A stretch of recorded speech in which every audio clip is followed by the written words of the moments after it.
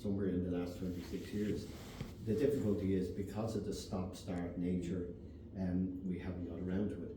But I think the big challenge is whenever and Sinn Féin have changed their position on this, and I do think I've had an influence and factor on that, because at one stage they were on, we have to have blah, blah, blah.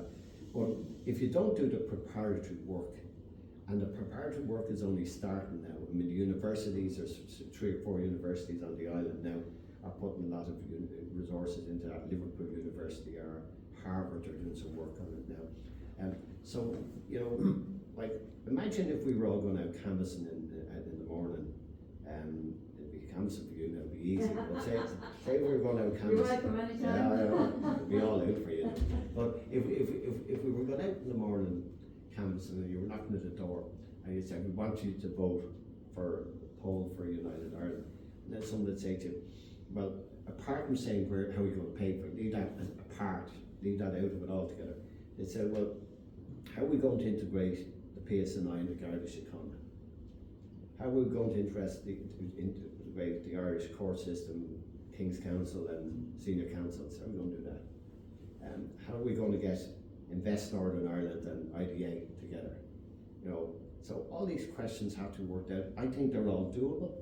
I think it's possible to do all these things, but it has to be worked on.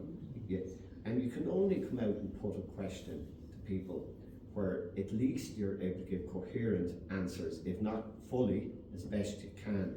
So you can't ask people to, I mean, who's going to vote yes or no to a new Ireland if they don't know the details of it? It'd be very stupid to do it. So now I do think we need to get on with that work. I think government need to get into that process. I hope that the next government, and hopefully it's our guys, hopefully they're part of that they get on with that. But I do think that has to happen. And it's no point in, I don't know when the vote will be, but there's no point in doing it until the work is done. Because otherwise you're doing it in a vacuum. And rather than having this debate whether it'll be this week, next week, or the week after, that's irrelevant. I mean, the question is, when will we be ready to be able to work out how a new Ireland will operate, what the structures will be? But I do think it's possible. I mean, it's not rocket science. I mean, we have 5+ million people, like 2.5 in the north, and 8 million people, put 8 million people together. You know, I did, as you know, work in Papua New Guinea with 45 million people trying to pull together their new constitution, which we got passed, and there's still work to do over there.